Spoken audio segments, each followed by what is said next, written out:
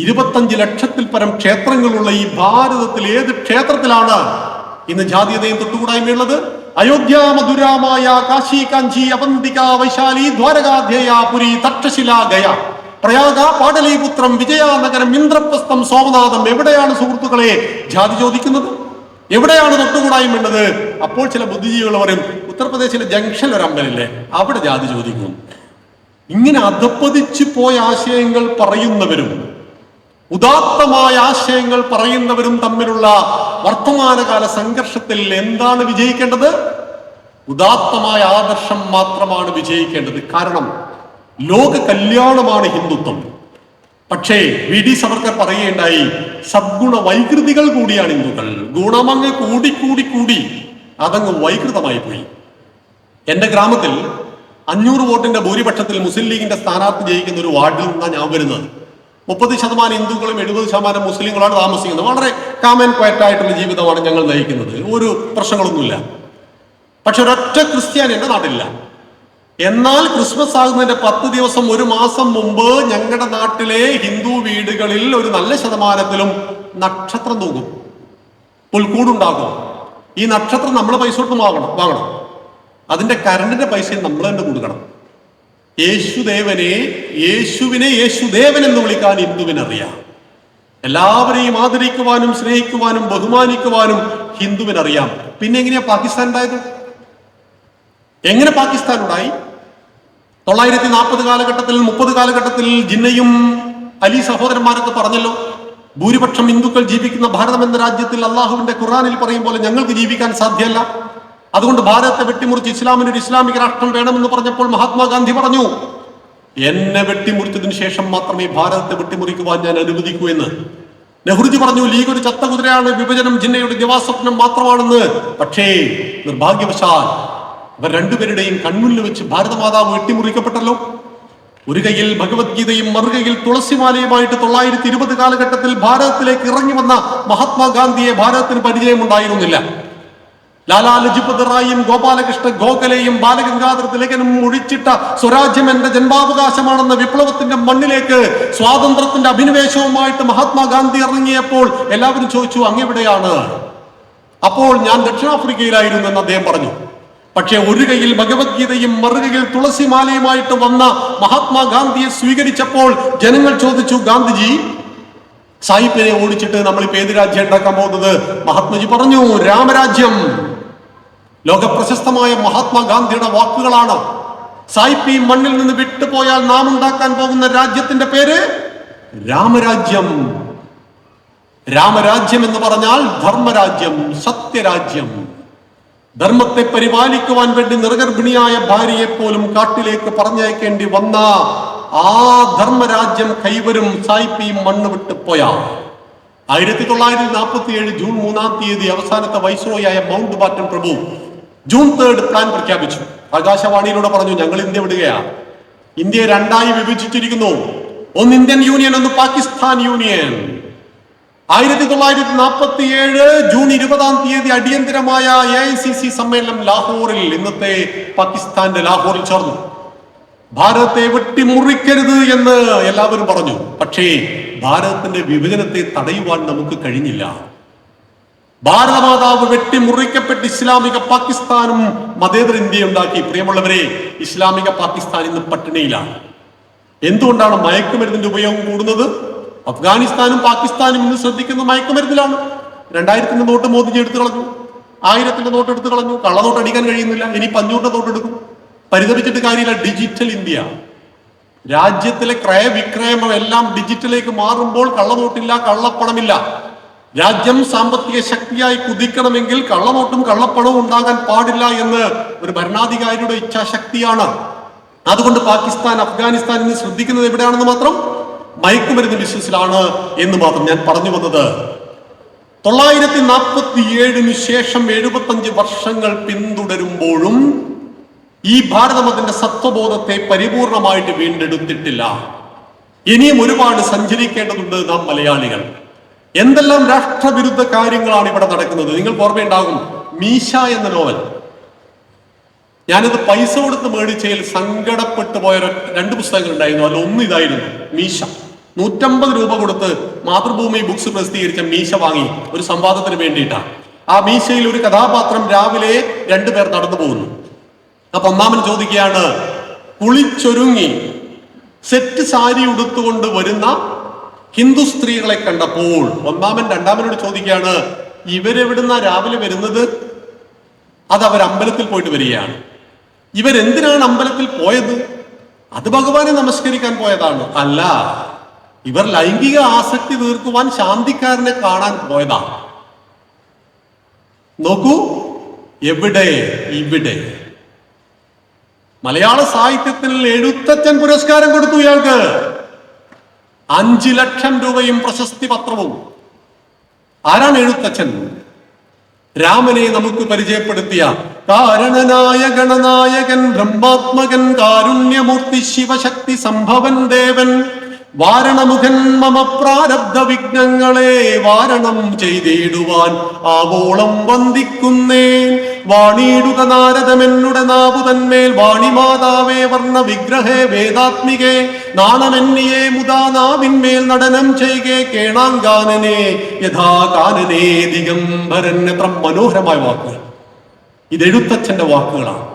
60% സംസ്കൃതവും 30% മലയാളത്തെയും എടുത്ത് വാൽമീകി രാമായണത്തിന്റെ ആശയത്തെ ഒട്ടും ചോർന്നു പോകാതെ 2000ഓളം ശ്ലോകങ്ങളിൽ വ്യാഖ്യാനിച്ച മലയാള ഭാഷയുടെ പിതാവ് തുഞ്ചത്തു രാമാനുജൻ എഴുത്തച്ഛന്റെ പേരിലുള്ള അവാർഡ് ഈ ഭരണകൂടം കഴിഞ്ഞ 4 വർഷം മുമ്പ് കൊടുത്തത്, എഴുത്തച്ഛൻ പുരസ്കാരം കൊടുത്തത് ഹിന്ദു സ്ത്രീകൾ അമ്പലത്തിൽ പോകുന്നത് ലൈംഗിക ആസക്തി തീർക്കണമെന്ന് പറഞ്ഞവനാണ്.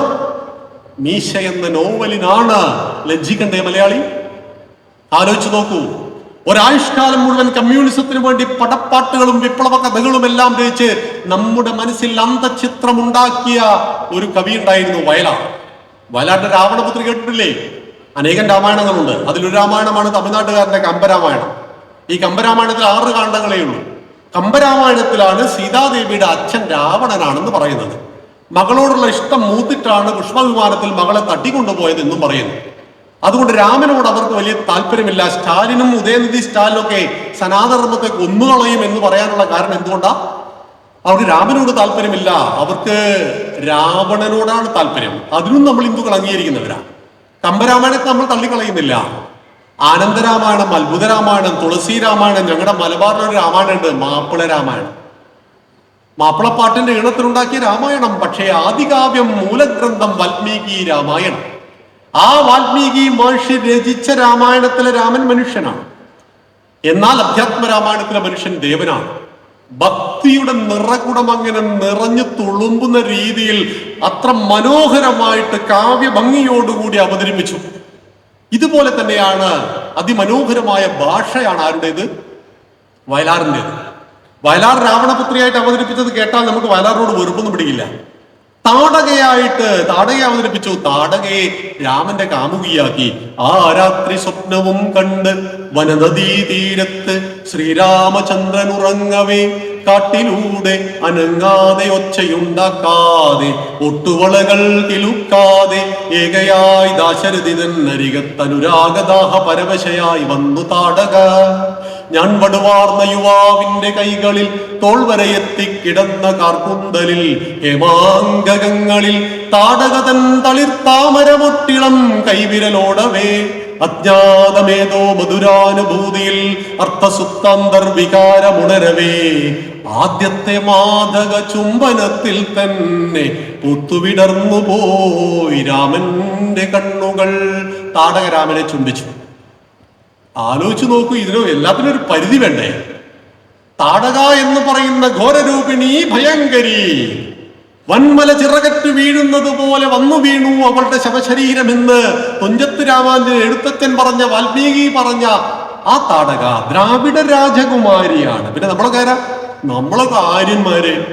നമ്മൾ എവിടുന്നാ വന്നത്? മധ്യപൂർവേഷ്യയിൽ നിന്ന് ഹിന്ദുക്കുഷ് പർവ്വതം വഴി വന്നിട്ട് ഇവിടെയുള്ള ദ്രാവിഡന്മാരെ തോൽപ്പിച്ചിട്ട് നമ്മൾ മെഘാളയ പ്രഭു ഭാരതം മുഴുവൻ സഞ്ചരിച്ചു. എന്നിട്ട് അദ്ദേഹം ബ്രിട്ടീഷ് പാർലമെന്റിൽ നടത്തിയ പ്രസംഗത്തിൽ പറഞ്ഞു, ഞാൻ ഭാരതത്തിൽ തലങ്ങും വിലങ്ങും സഞ്ചരിച്ചു. ഞാനൊരു യാചകനെ കണ്ടില്ല, ഞാനൊരു മോഷ്ടാവിനെ കണ്ടില്ല. ഭാരതത്തെ ഭാരതമായി നിലനിർത്തുന്നത് അതിന്റെ വിദ്യാഭ്യാസ പദ്ധതിയാണ്. തകർക്കണം അതിനെ. അപ്പോഴാണ് മെക്കാളെ പ്രഭു നമ്മുടെ വേദങ്ങളെ വ്യാഖ്യാനിച്ചു.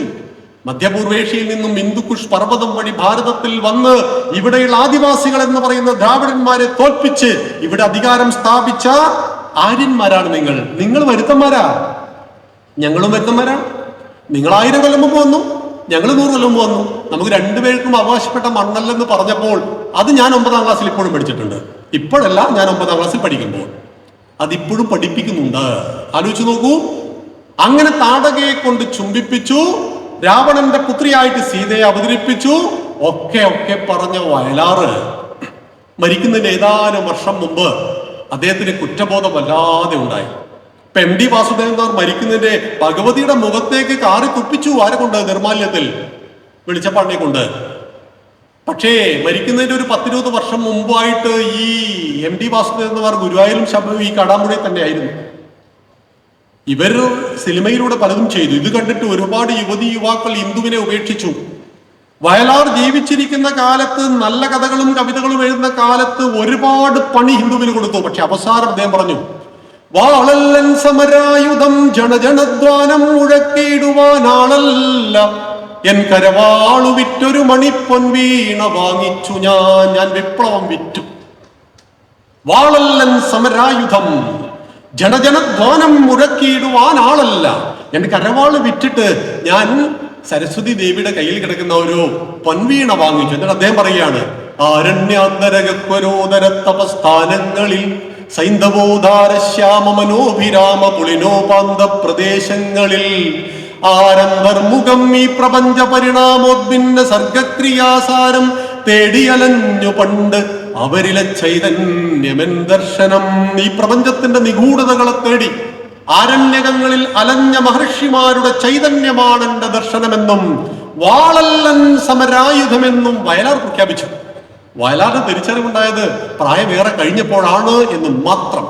അങ്ങനെ KPAC-യും വയലാറും MD-യും മുകുന്ദനും എല്ലാവരും ചേർന്ന് ഈ മണ്ണിന്റെ ധർമ്മത്തെ, ഈ മണ്ണിന്റെ സംസ്കാരത്തെ, ഈ മണ്ണിന്റെ ഇതിഹാസങ്ങളെല്ലാം വക്രീകരിച്ചു. 2ാം ഊഴം എഴുതി MD. 2ാം ഊഴത്തിലെ കേന്ദ്ര കഥാപാത്രം ഭീമനാ. ഭീമൻ ഗഡോൽക്കഥൻ കൊല്ലപ്പെട്ട രാത്രി ഭീമൻ ആ കൂടാരത്തിന്റെ അടുത്തുകൂടി നടക്കുമ്പോൾ ശ്രീകൃഷ്ണനും അർജുനും രഹസ്യം പറയുന്നു. ഇതാണ് രഹസ്യം. ഇതാണ് ഗഡോൽക്കഥനെ കൊല്ലിക്കുവാൻ കർണന്റെ കയ്യിലെ വേലുപയോഗിക്കേണ്ടി വന്നു.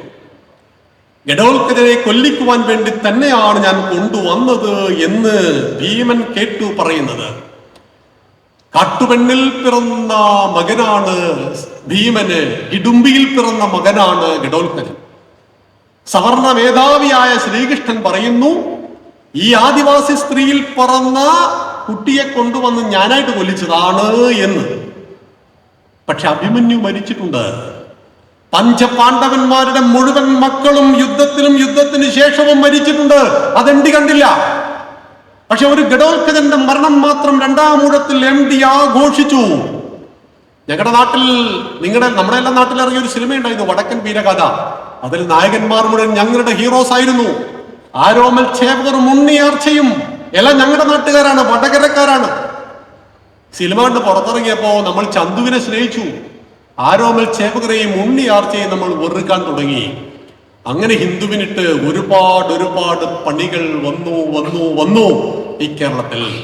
എല്ലാത്തിനെയും ഹിന്ദുക്കൾ അതിജീവിച്ചു. അതാണ് ഹിന്ദുവിന്റെ പ്രത്യേകത.